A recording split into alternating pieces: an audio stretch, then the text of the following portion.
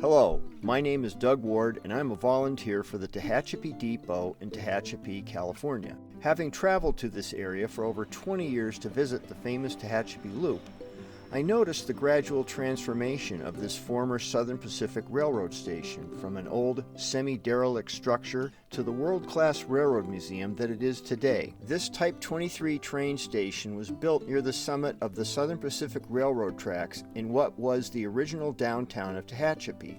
There was a station here that preceded it, built in 1876, but it burned to the ground in 1904 thanks to an oil fire started by a nearby locomotive taking on water. This Type 23 station was built that same year. Why Type 23? I don't know, but this was one of a number of common designs utilized throughout the Southern Pacific system.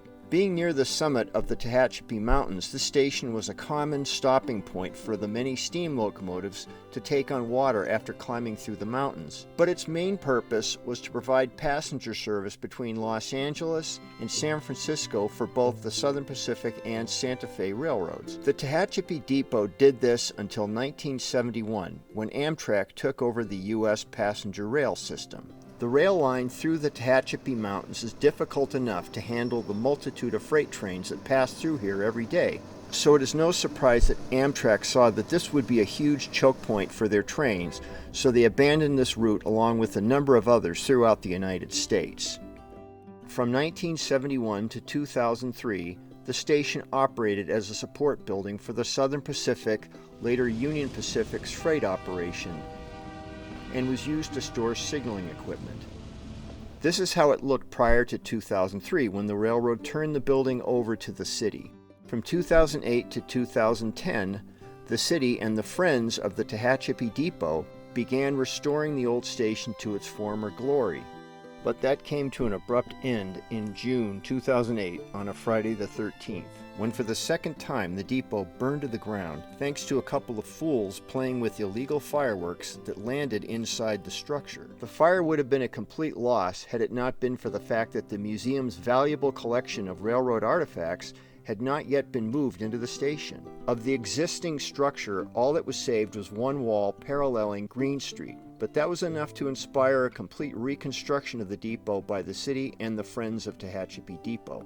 This just goes to show the absolute dedication and affection that the town of Tehachapi feels towards its depot. What you see here now is in many respects a newer, better building than the original.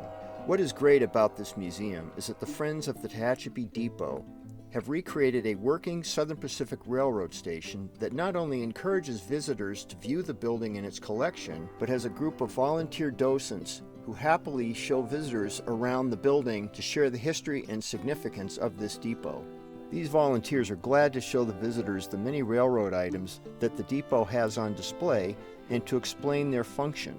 There are also a number of interactive displays that visitors can try out for themselves. Midway through the station is the former baggage area, where visitors can view a 3D topographical map of the loop to see the route and the rugged terrain that Union Pacific and Burlington Northern Santa Fe freight trains traverse every single day. On the wall behind it are a monitor playing train videos and another linked to a webcam that views the Tehachapi Loop 24 hours a day. What's fun about the webcam is that when you see a train climbing through the loop headed east-south towards Tehachapi Station, you can generally expect that same train to come rolling past the depot within about 20 minutes. Moving up to the freight area, visitors will find an excellent collection of historic railroad artifacts, from signage to kerosene lamps to locomotive lights, a bell, locks, and date nails, to name a few. For those who don't know about date nails, up until the 1960s, date nails were hammered into freshly milled railroad ties with their date molded into the nail's head. Once common, these are another item like glass insulators that are no longer a part of the railroad scene.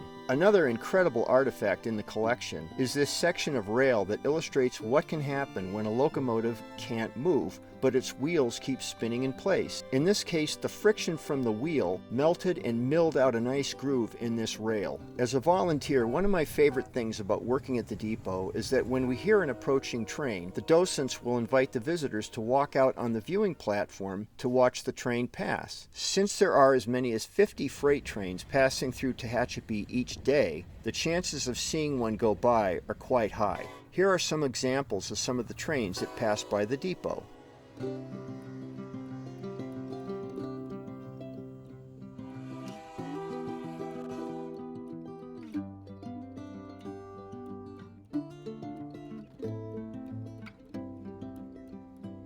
Again, the railroad is owned by Union Pacific, with trackage rights provided to Burlington Northern Santa Fe. But it is not unusual for visitors to see run-through power locomotives from other railroads that are part of the consist that drag these trains through here 24 hours a day, 7 days a week. Outside the depot is an area that has an excellent display of vintage railroad signals that had been collected by a Southern Pacific signalman named Bill Stocco. Each November, the city erects a fantastic Christmas tree for all visitors to come and enjoy. And plans are in the works to move this 1940s Southern Pacific caboose from where it sits now over to the viewing platform, where it will be accessible to visitors and it will get a full restoration. The Friends of Tehachapi Depot and the City of Tehachapi are constantly working to improve this depot and to preserve the railroad history of the area. So after watching this video, I hope that you will come to visit the depot and the famous Tehachapi Loop, which is just north of town off Highway 58. The historic loop, completed in 1876, requires its own video, so that will be for another day. And thank you for watching this video about the Tehachapi Depot.